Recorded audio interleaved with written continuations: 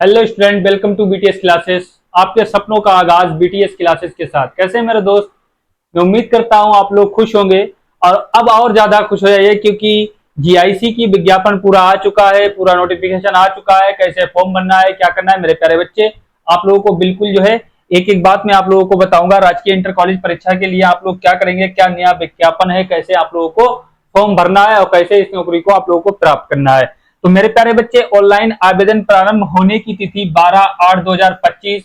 मेरे प्यारे बच्चे, आज से ऑनलाइन आवेदन की जो है वो तिथि स्टार्ट हो चुकी है। मेरे प्यारे बच्चे, अंतिम तिथि इसकी क्या है मेरे प्यारे बच्चे?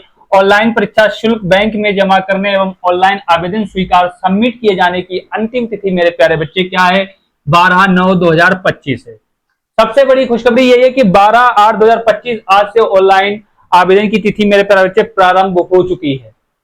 जीआईसी की जो है तिथि स्टार्ट हो चुकी है। मेरे प्यारे बच्चे, आप लोग बिल्कुल देरी ना करें और इस पर अपना काम करना शुरू कर दें। लास्ट डेट कितनी है इसकी? 12/9/2025। और इसकी अंतिम तिथि कितनी है मेरे प्यारे बच्चे? ऑनलाइन प्रस्तुत आवेदन सुधार, संशोधन और शुल्क समान संशोधन में मेरे प्यारे बच्चे अंतिम तिथि मेरे प्यारे बच्चे कितनी है? 19/9/2025। लास्ट तिथि कितनी है? 12/9। अगर कोई मिस्टेक होती है तो उसकी अंतिम तिथि कितनी है? 19/9/2025। आप लोग करेक्शन करा सकते हैं। तो मेरे प्यारे बच्चे, सबसे अब ये बात, सबसे महत्वपूर्ण बात क्या है? सबसे महत्वपूर्ण मेरे प्यारे बच्चे बात आप लोगों के लिए क्या है? ऑनलाइन आवेदन कराने से पूर्व अभ्यर्थी को ओटीआर पंजीकरण कराना होगा। मेरे प्यारे बच्चे, ओटीआर जैसे हमने बताया था, एलटी ग्रेड में भी ओटीआर बच्चों को कराना हुआ। 5 लाख के करीब बच्चों ने कराया। ठीक है, तो आप लोगों को क्या कराना होगा? ओटीआर रजिस्ट्रेशन कराना होगा। जो है ओटीआर नंबर प्राप्त करना इसमें भी अनिवार्य है। आप लोगों को ओटीआर प्राप्त करना अनिवार्य होगा। और उसके बाद ऐसे अभ्यर्थी जिन्होंने ओटीआर नंबर प्राप्त नहीं किया, ऑनलाइन आवेदन करने के 72 घंटे पूर्व आयोग की वेबसाइट पर जाकर क्या होगा? https://otr-pareksha.nic.in से ओटीआर नंबर प्राप्त कर सकते हैं। आप लोग 72 घंटे पर बाद इस वेबसाइट पर जाएंगे और अपना ओटीआर प्राप्त कर लेंगे, प्राप्त कर सकते हैं। उसके बाद क्या? ओटीआर नंबर प्राप्त करने के उपरांत ही आयोग की वेबसाइट पर जाएंगे, https://upppsc.up.nic.in पर जाकर अपना क्या करेंगे? ऑनलाइन आवेदन सबमिट किया जा सकता है। पहले आप लोग इस वेबसाइट पर जाएंगे, मोस्ट इंपोर्टेंट बात है, अपना ओटीआर नंबर प्राप्त करेंगे। पहले ओटीआर भरेंगे, 72 घंटे बाद इस वेबसाइट पर जाएंगे, अपना ओटीआर नंबर प्राप्त करेंगे। अपना ओटीआर नंबर प्राप्त करने के बाद में इस वेबसाइट पर जाकर uppsc.up.nic.in पर अपना फॉर्म ऑनलाइन करेंगे। ठीक है, अभ्यर्थियों को ओटीआर में जो है अब क्या करें? अभ्यर्थी को निर्देशित किया जाता है कि वो ऑनलाइन, बिल्कुल एक एक बात बताई गई है। आवेदन करते समय सभी चरणों यथा ओटीआर फीस भुगतान, फाइनल सबमिशन, आहार से संबंधित संशोधन, त्रुटि सुधार इत्यादि को सूचनाएं स्पॉट हॉट कॉपी के रूप में भविष्य हेतु संरक्षित करना अनुसूचित करें। ठीक है, संरक्षित करना अनुसूचित करें। इस प्रकार से ये मोस्ट इंपोर्टेंट बात हो गई मेरे प्यारे बच्चे।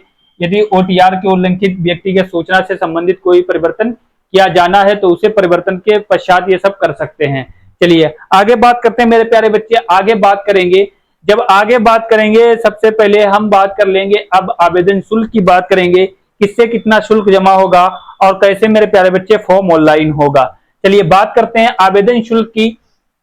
ऑनलाइन आवेदन की प्रक्रिया में प्रथम एवं तृतीय चरण की कार्रवाई पूर्ण करने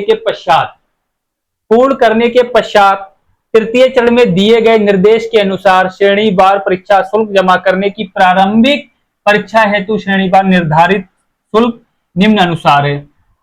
अनारक्षित आर्थिक रूप से या कमजोर वर्ग अन्य पिछड़े वर्ग वालों के लिए, सबसे पहली बात करेंगे अनारक्षित आर्थिक रूप से कमजोर वर्ग अन्य पिछड़े वर्ग वालों के लिए परीक्षा शुल्क कितना होगा मेरे प्यारे बच्चे? 100 रुपए परीक्षा शुल्क होगा, प्लस ऑनलाइन प्रक्रिया शुल्क कितना होगा? 25 रुपए होगा। ऑनलाइन प्रक्रिया शुल्क कितना होगा मेरे प्यारे बच्चे? 25 रुपए होगा। टोटल कितना आपको खर्चा आएगा? 125 रुपए। इन लोगों के लिए अनारक्षित आर्थिक रूप से कमजोर वर्ग अन्य पिछड़े वर्ग वालों के लिए कितना होगा? 125 रुपए। फिर अनुसूचित जाति और अनुसूचित जनजाति वालों के लिए क्या होगा मेरे प्यारे बच्चे? शुल्क कितना होगा? 25 रुपए। और योग कितना बनेगा? 65 बनेगा। जाके पूरा कितना बनेगा? 65 रुपए 65 रुपए बनेगा। ठीक है, उसके बाद क्या करेंगे, परीक्षा शुल्क इनका जो क्या रहेगा, शून्य प्लस ऑनलाइन प्रक्रिया रहेगी। अब दिव्यांग वालों के लिए मेरे प्यारे बच्चे बात क्या करेंगे, दिव्यांगजन वालों के लिए क्या बात करेंगे, परीक्षा शुल्क शून्य प्लस ऑनलाइन प्रक्रिया शुल्क मेरे प्यारे बच्चे इनका कितना पड़ेगा, 25 रुपए पड़ेगा। जो दिव्यांगजन है, मतलब जो दिव्यांग मतलब है वरिष्ठ, तो उनके लिए क्या होगा, शुल्क ना 25 रुपए पड़ेगा, योग जो है 25 रहेगा, और जो दो सॉरी परीक्षा शुल्क जो है शून्य रहेगा, प्लस ऑनलाइन प्रक्रिया इनसे कितना पड़ेगा, 25 रुपए पड़ेगा। उसके बाद भूतपूर्व सैनिकों के लिए क्या रहेगा, सैनिक के लिए परीक्षा शुल्क 40 रुपए रहेगा, ऑनलाइन प्रक्रिया शुल्क 25 रुपए रहेगा। इनका टोटल कितना बनेगा, 65 रुपए बनेगा। कितना बनेगा, 65 रुपए। भूतपूर्व सैनिक के लिए जो है परीक्षा शुल्क कितना होगा, 40, ऑनलाइन प्रक्रिया शुल्क कितना होगा, 25, योग कितना रहेगा, 65 रहेगा। उसके बाद स्वतंत्रता संग्राम सेनानी के आश्रित महिला कुशल खिलाड़ियों के लिए अपनी मूल श्रेणी के अनुसार रहेगा, जो इसी मूल श्रेणी होगी उसके अनुसार आप लोगों का ये रहेगा। अब बात कर लेते हैं यहीं पर रिक्तियों की बात कर लेते हैं, पदों की बात कर लेते हैं मेरे प्यारे बच्चे।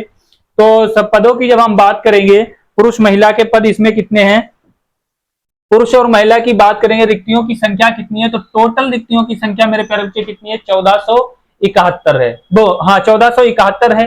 पुरुष शाखा हेतु 17,777 जो है रिक्तियां एवं महिलाएं, ठीक है। पुरुष शाखा कितनी है, 777, और रिक्तियां एवं महिलाएं शाखा कितनी है, 694 रिक्तियां हैं।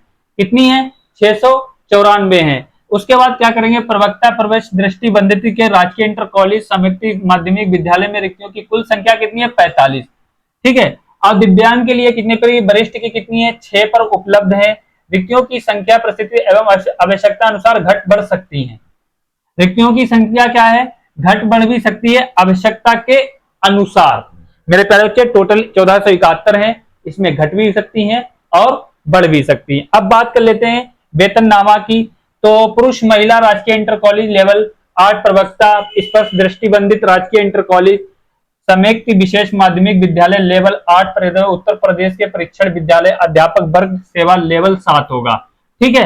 ये चीजें आप लोगों को करना है मेरे प्यारे बच्चे, पूरी नॉलेज लेना है आप लोगों को, पहले पूरी चीज को देखना है बढ़िया सा, और फिर उसके बाद आपको क्या करना है, फॉर्म को सबमिट करना है। चलिए अब मोस्ट इंपोर्टेंट पे बात करते हैं। मोस्ट इंपोर्टेंट देखिए मेरे प्यारे बच्चे, अब मोस्ट इंपोर्टेंट बातें क्या है, आगे देखते हैं क्या होगा।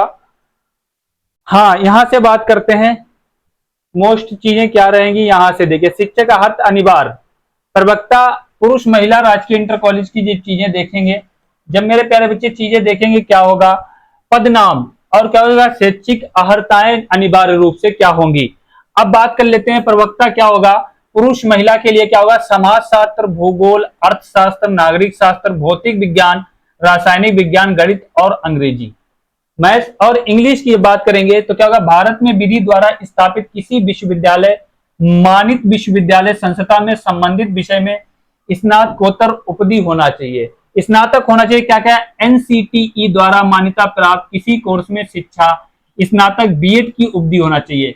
सबसे पहले क्या स्नातक का मतलब पीजी आपका होना चाहिए, और उसके बाद क्या होना चाहिए, बीएड आपका होना चाहिए। क्या हो, समाजशास्त्र, भूगोल और अर्थशास्त्र, नागरिक शास्त्र, भौतिक विज्ञान, रासायनिक विज्ञान, गणित और इंग्लिश, अंग्रेजी होना चाहिए।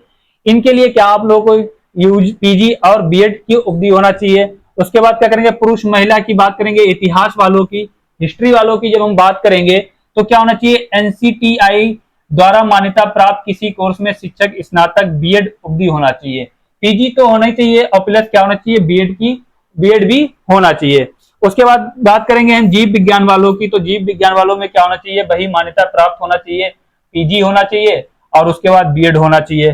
फिर बात कर लेंगे पुरुष महिला हिंदी वालों की बात करेंगे, तो उसमें भी क्या होना चाहिए, आपका पीजी होना चाहिए, उसके बाद आपका बीएड होना चाहिए। फिर उर्दू वालों की जब हम बात करेंगे, आज उसमें भी क्या होना चाहिए, पीजी होना चाहिए और बीएड होना चाहिए। बीएड और पीजी मेरे प्यारे बच्चे स्नातक होना बहुत जरूरी है। आपके पास बीएड है और स्नातक है तो मेरे प्यारे बच्चे इसमें आप फॉर्म ऑनलाइन कर सकते हैं। उसके बाद संस्कृत वालों के लिए भी वही रहेगा,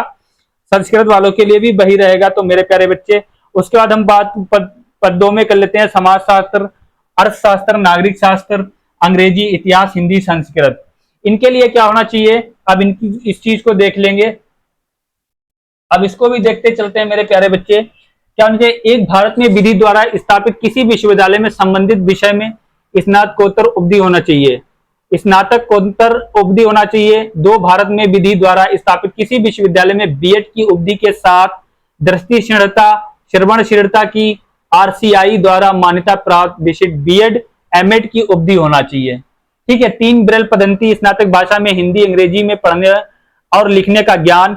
चार, सीढ़ी दृष्टि जाने श्रवण सीढ़ी जाने की अध्यापन के लिए विशिष्ट शिक्षक के रूप में भारतीय पुनर्वास परिषद आरसीआई में पंजीकरण होना चाहिए। तो ये सारी चीजें मेरे प्यारे बच्चे आप लोगों को लेके चलना है और अपना अच्छे से फॉर्म बनना है। मनोविज्ञान के लिए प्राध्यापक क्या होगा, मनोविज्ञान के लिए अपराध मनोविज्ञान का एक प्रश्न पत्र के साथ मनोविज्ञान के स्नातक उपाधि या अपराध विज्ञान के डिप्लोमे के साथ मनोविज्ञान के स्नातक उपाधि होना चाहिए। समझ गए बात को मेरे प्यारे बच्चे। अब ये चीजें हैं पूरी मतलब डिटेल इन्होंने दी है और बहुत अच्छे से देख लेंगे आप लोग एक बार स्क्रीन पर और ध्यान दे लेंगे। वरिष्ठ के लिए फॉर्म वगैरह होगा, उसके बाद क्या होगा, एप्लीकेशन सबमिट क्लिक करने की ये सारी चीजें होंगी। ये सारी चीजें करने के बाद आप लोग अपने सबसे पहले तो मेरे प्यारे बच्चे आप लोगों को ओटीआर भरना होगा। जब आप लोग ओटीआर भरेंगे और ओटीआर भरने के बाद क्या होगा, ओटीआर जो है आप लोगों को परीक्षा उस पर 2-3 पर जाकर आपको ओटीआर नंबर 72 घंटे बाद आप लोगों को प्राप्त तो होगा। अब यहाँ आपका पूरा सिलेबस आ जाएगा, पाठ्यक्रम आ जाएगा। बड़ी पाठ्यक्रम की बात देख लेंगे। सामान्य विज्ञान, भारत का इतिहास। सबसे पहले क्या होगा, सामान्य अध्ययन की जब बात करेंगे तो ये भी थोड़ा देखते चलते हैं। परीक्षा, प्रारंभिक परीक्षा में सामान्य अध्ययन वैकल्पिक विषय का एक प्रश्न पत्र होगा जो वस्तुनिष्ठ बहुविकल्पीय प्रकार का होगा। इसमें प्रश्नों की संख्या कितनी होगी, यहाँ पर मोस्ट इंपोर्टेंट बात है। अब देखो बहुविकल्पीय प्रकार से इसमें प्रश्नों की संख्या 120 होगी। वैकल्पिक विषयों में 80 प्रश्न तथा सामान्य अध्ययन के 40 प्रश्न होंगे जो कुल 300 अंकों का तथा समय 2 घंटे होगा। समय कितना होगा मेरे प्यारे बच्चे, समय 2 घंटे होगा। मोस्ट इंपोर्टेंट बात है। पाठ्यक्रम देखेंगे और सामान्य अध्ययन देखेंगे। सामान्य विज्ञान, भारत का इतिहास, भारतीय राष्ट्रीय आंदोलन, भारतीय राजतंत्र, अर्थव्यवस्था एवं सांस्कृतिक, भारतीय कृषि, वाणिज्य एवं व्यापार, विश्व भूगोल तथा भारत का भूगोल एवं प्राकृतिक संस्थान, अधुनातन राष्ट्रीय एवं अंतरराष्ट्रीय महत्वपूर्ण घटनाक्रम, सामान्य वैदिक एवं तार्किक क्षमता, उत्तर प्रदेश की शिक्षा, संस्कृत, कृषि, उद्योग, व्यापार एवं रहन सहन और सामाजिक प्रथाओं के संबंध में विशिष्ट जानकारी।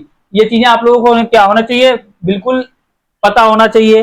प्रारंभिक गणित 8वीं स्नातक स्तर तक, प्रारंभिक गणित भी आपको जो है पूछी जाएगी, कहां तक, 8वें स्तर तक। अंक गणित, बीज गणित, रेखा गणित और परिस्थितिक तथा पर्यावरण के बारे में मालूम होना चाहिए। उसके बाद हम बात कर लेंगे आगे क्या है, वरिष्ठ जो है प्रवक्ता पुरुष महिला के लिए राजकीय इंटर कॉलेज मुख्य लिखित परीक्षा हेतु परीक्षा योजना एवं पाठ्यक्रम। प्रथम प्रश्न पत्र के क्या होगा, सामान्य हिंदी एवं निबंध, समय 2 घंटे, पूर्णांक 100 का होगा। अब मेरे प्यारे बच्चे यहाँ देख लेंगे क्या है, सामान्य हिंदी एवं निबंध समय 2 घंटा होगा, पूर्णांक कितने होंगे, 100 अंक का होगा। परंपरागत क्या, द्वितीय प्रश्न में वैकल्पिक प्रश्न होगा, समय 3 घंटा होगा, पूर्णांक 300 अंक का होगा। परंपरागत क्या है, प्रथम खंड में सामान्य हिंदी में क्या होगा, ये सिलेबस है। अब अपठित गद्यांश के सापेक्षण उससे संबंधित प्रश्न, रेखांकित अंशों की व्याख्या एवं उसका उपयोग शीर्षक होगा। हिंदी में ये चीजें होंगी, इसका पूरा और निर्धारित अंक इसके कितने होंगे, 50 होंगे। ये चीजें मेरे प्यारे बच्चे जान लेंगे जब आप लोग तैयारी करेंगे अच्छे से। तो ये सब चीजें हुई और आप लोग अच्छे से भरिए फॉर्म अपना, और फॉर्म भरने के बाद आधुनिक भौतिक होगा, ये सब जो है आप लोगों का सिलेबस होगा। रासायनिक विज्ञान पे बात करेंगे, सरसरी नजर डालते चलिए आप लोग और चीजों को देखते चलिए। और ये जो है तापीय भौतिकी विज्ञान होगा, उसके बाद ये सब चीजें आ जाएंगी। और खंड बाद जंतु विज्ञान हो जाएगा। जंतु विज्ञान के बाद क्या होगा, पूर्ण जो है, उसके बाद जीव विज्ञान होगा।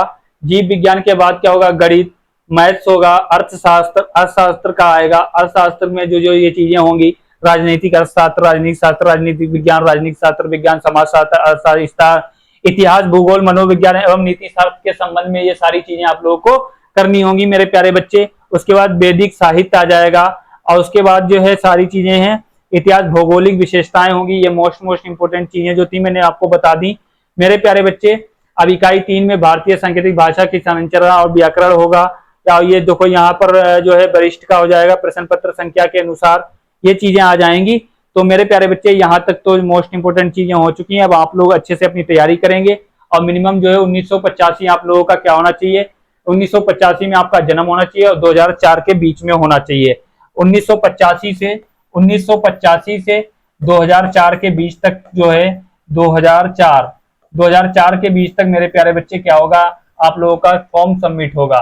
तो 40 साल मिनिमम एज होना चाहिए आप लोगों की, 18 साल से 40 साल के बीच, ये इसके रिलेटेड हो तो आपका फॉर्म ऑनलाइन हो जाएगा। चलिए मेरे प्यारे बच्चे, आज के लिए इतना ही। अगर कोई अगली जानकारी मिलती है इससे अच्छी बेहतर आप लोगों के लिए, तो मैं आप लोगों के लिए तुरंत लेके आऊंगा। क्लास को क्या कर दिए, लाइक करिए, शेयर करिए, ताकि और भी बच्चे अच्छे से अपनी देख सकें क्लास को और अच्छे से अपनी तैयारी कर सकें। जब तक के लिए मस्त रहिए, खुश रहिए। जय हिंद, जय भारत।